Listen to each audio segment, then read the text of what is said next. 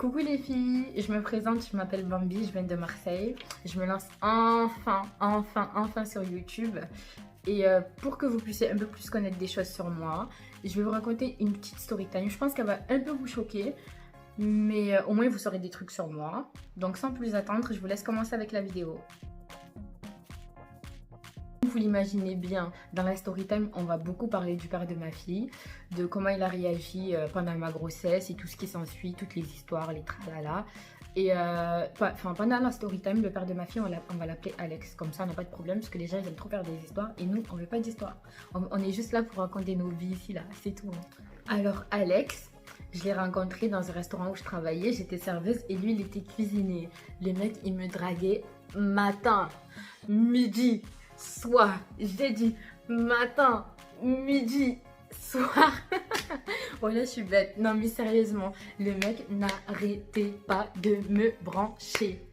Je sais pas, genre il avait que ça à faire en fait. Par exemple, des fois, quand j'avais faim, j'allais à la cuisine pour lui demander de me faire à manger, vu que c'était lui le chef. Le mec, il me disait quoi? Ou t'envoies ton numéro, ou tu manges pas. Mais moi, mon ventre, il me faisait mal, j'avais faim. Du coup, je lui donnais des faux numéros à chaque fois. Et ça marchait, je m'en fous tant que je mangeais. Et un jour, bon, j'avais pas le choix, j'avais vraiment plus le choix, je lui ai donné mon snap. Quand on allait en boîte avec notre équipe de taf, les mecs, ils lâchaient pas l'affaire. Ils me sortaient le violon. T'es jolie, je veux du sérieux, pas du sérieux. Mais moi, je le prenais pas du tout au sérieux. Parce que il sentait trop le coureur de jupons. Vous savez, il y a des mecs, dans le regard, tu dis non, là-bas. Va là-bas, s'il te plaît. Tu vas là-bas. Non, je suis trop bête. Mais bref, mais c'était grave ça. Et après, moi, je me suis fait virer du boulot. Parce que bon, j'y allais, mais un peu quand je voulais. Du coup, ils m'ont viré. Et quand ils m'ont viré, je me suis barrée de Marseille parce que j'en avais ras la casquette de Marseille. Je suis partie à 1 heure de Marseille. Et vu qu'il avait mon snap, il continuait à me parler de temps en temps. Il m'envoyait des messages. Quand je postais des photos, il me disait ouais, t'es belle, pas t'es belle et tout. Et il a fait ça pendant au moins 1 an. On discutait de temps en temps et tout. Et au bout d'1 an, je voyais qu'il persistait, le mec. Je me suis dit mais pourquoi pas. Enfin, vois vraiment, ça fait 1 an le mec, tu vois, il est là et tout. C'est pour du sérieux vraiment. En plus, il est mignon, il te plaît. Donc, apprends à le connaître. Donc, je me suis ouverte à lui. Et bref, quand j'ai commencé à m'ouvrir à lui et tout, il me disait, ouais, je comprends pas pourquoi tu penses de moi que je suis un coureur de jupons et tout. Parce qu'en vrai, je t'aime vraiment bien, je t'apprécie bien. Regarde, ça fait 1 an, je suis derrière toi et tout. Je te lâche pas et tout. Genre, en gros, je t'aime vraiment bien, je veux vraiment quelque chose de sérieux et tout. Et de là, on discutait tout le temps par message et tout, ça se passait bien. Vous connaissez les débuts de relation et tout, il n'y a pas mieux. Ça se passait bien, dans le meilleur des mondes. Et un jour, il me propose, il me dit, après ton taf, si tu veux, je viens te chercher. On va rejoindre tes cousins à Marseille et tout. Et on sort et tout. De là, j'accepte et tout. Il vient me chercher, on va en boîte, on rigole, bonne ambiance avec mes cousins et tout. C'était le feu. Et on finit par faire un after chez mon cousin et tout. Et franchement, on s'était grave rapproché. Grave. Parce que je me suis dit, mais tout ce que j'avais mis dans ma tête de lui, que c'était un coureur de jupons, mais il n'avait pas du tout le comportement d'un coureur de jupons. Genre le mec, parfait. Bref, les jours passent, tout se passe bien, on s'écrit. Quand on a moyen de se voir, on se voit. De là, on se met ensemble et tout. Et moi, j'étais bien, j'étais heureuse. Franchement, j'étais heureuse. Je peux pas vous cacher, j'étais grave bien. Au jour où il y a mon cousin qui vient me voir, il me dit qu'il y a sa pote qui veut me parler et tout. Enfin, que je l'appelle, qu'il s'agit d'Alex et tout. Donc moi, j'appelle la meuf en question le lendemain. Et je lui dis, ouais, qu'est-ce qu'il y a et tout? Elle me dit, ouais, t'es en couple avec Alex et tout. Je dis, bah oui, je suis en couple avec lui. Pourquoi? Elle me dit, ah bon, parce que, avant que je parte en Italie, il y a 1 mois, on était ensemble, mais bon, depuis quelques temps, il me calcule plus et tout. Et je vois sur Snap que vous êtes sortis en boîte ensemble, que vous êtes souvent ensemble. Et il y a même mon pote qui vous a vu ensemble et tout. J'ai dit, oui, on est en couple. Mais moi, je savais pas qu'il était sorti avec toi. Il me l'a jamais dit. Ensemble et tout. Mais depuis que je suis partie en Italie il y a 1 mois, ben, en gros, il s'est éloigné de moi. Et je pense que c'est par rapport à toi, parce qu'il s'est mis en couple avec toi. Je dis, ah ben moi, je n'étais pas au courant, il m'en a pas parlé, il m'en a jamais parlé, il m'a jamais même parlé de toi en fait. Enfin voilà. Et bref, de là, la meuf elle me dit, ouais, mais sache que Alex, il vit avec une meuf et cette meuf là, il va jamais la quitter. Moi, il m'a fait le coup pendant des mois. Il l'a jamais quitté. C'est pour ça que je suis restée avec lui. Je pensais qu'il allait la quitter pour moi, mais il l'a jamais fait. De là, déjà, je me suis dit, mais elle est bizarre, qu'est-ce qu'elle fait en fait? Bref, de là, je raccroche avec elle. Elle appelle Alex, elle commence à l'insulter de tous les noms. Enfin, lui me l'a dit après. Elle l'a insulté, lui il l'a insulté, patati patata. Et moi, de là, j'attends que les choses se calment. Je prends mon temps, je fais ma vie. J'appelle Alex, je lui dis, c'est quoi ces histoires? Apparemment, tu vis avec une meuf et tout. C'est quoi ces histoires? Est-ce que c'est vrai? Tu m'as dit que tu étais en coloc avec un mec. Là, j'apprends par une meuf avec qui tu es sortie. Tu me l'as même pas dit que tu es sortie avec elle. Que tu vis avec une meuf, que tu l'aimes, que je sais pas quoi. Et c'est quoi ces histoires? Il me dit oui, c'est vrai, je vais avec une meuf et tout, mais c'est fini avec elle. Elle est en train de déménager, elle est en train de faire ses affaires. Petit à petit, elle va partir, ma famille est au courant, elle est au courant. Enfin, tout le monde est au courant, c'est terminé. Et je lui ai dit, mais pourquoi tu me l'as pas dit? Il m'a dit, parce que ça allait mettre un frein. Je sais que, genre, en gros, tu m'aurais plus calculé si je t'aurais dit ça et tout. Mais voilà, si je l'ai fait, c'est... Voilà, c'est pour pas que, en gros, tu me tèches comme ça. Fallait que tu me laisses ma chance, en fait. De là, je lui ai dit ok et tout. Mais moi, je veux une preuve, comme quoi que t'es plus avec elle. Parce que je vais pas rester avec toi comme ça. Déjà, j'apprends des trucs comme ça. Alors, ça fait même pas longtemps qu'on est ensemble. Auto. Enfin, voilà. Maintenant, tu me donnes une preuve. Je veux une preuve, comme quoi que t'es plus avec elle. Le mec, il me fléchait, il me disait, mais fais-moi confiance et tout. Je te jure, je suis plus avec elle et tout. Genre, tu veux qu'on commence une relation, hein, mais vas-y, fais-moi confiance. Ok, j'ai fait une erreur et tout. Fais-moi confiance. Donne-moi encore une chance et je te jure, je suis plus avec elle et bientôt elle va partir, tu verras. Il faut savoir que je suis jamais allée chez lui parce qu'en fait, à chaque fois que j'allais à Marseille, j'allais chez mon cousin, j'étais très bien là-bas. Et s'il voulait venir me voir, il venait me voir. D'autant plus que mon cousin, c'était son pote. Du coup, je suis jamais allée chez lui. Voilà. En plus qu'il était en coloc avec un mec, je me suis dit aucun intérêt. Vaut mieux que je reste chez mon cousin. Et voilà. Et quand on devait se voir dans ma ville où j'habitais, il venait me voir, c'est tout. C'est pour ça que j'ai pas cherché à aller chez lui au bout de 3 semaines, quoi. Voilà. C'est pour que vous compreniez mieux en fait. L'erreur que j'ai faite, c'est en fait de ne pas avoir insisté pour qu'il me donne des preuves en fait. Comme quoi il n'était plus avec la meuf. Et franchement, je regrette de ouf.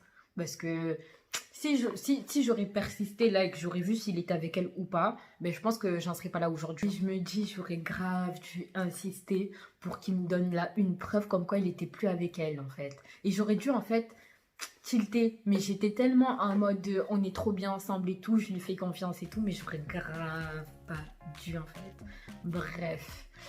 De là, on a continué à être ensemble et tout, je le croyais et tout, et on avançait tranquillement, on avançait, jusqu'au jour où je lui annonce que j'étais enceinte. Il me dit quoi? Il me dit c'est de moi. Déjà, je l'ai insulté. Il me dit ouais, mais genre en gros, ça fait pas longtemps qu'on est ensemble et tout. Je dis ouais, ça fait pas longtemps qu'on est ensemble, mais ça fait quand même 3 mois qu'on est ensemble en fait. Tu vois? Donc, c'est où tu veux faire le mec qui assume pas ses responsabilités, ou je sais pas en fait à quoi tu joues, tu vois? Bref, de là, il me dit ouais, tu comptes faire quoi et tout. Moi, au début, je me suis dit non et tout. Enfin, je vais pas le garder, hein. Voilà, ça fait pas longtemps qu'on est ensemble et tout, je vais pas le garder. Mais après quelques jours de réflexion, je me suis dit non, en fait. Il y a des femmes, enfin, dans le monde, des enfants, elles en ont pas. Je suis jeune, j'ai la santé, je peux m'occuper de mon enfant. Enfin, voilà, je veux mon enfant.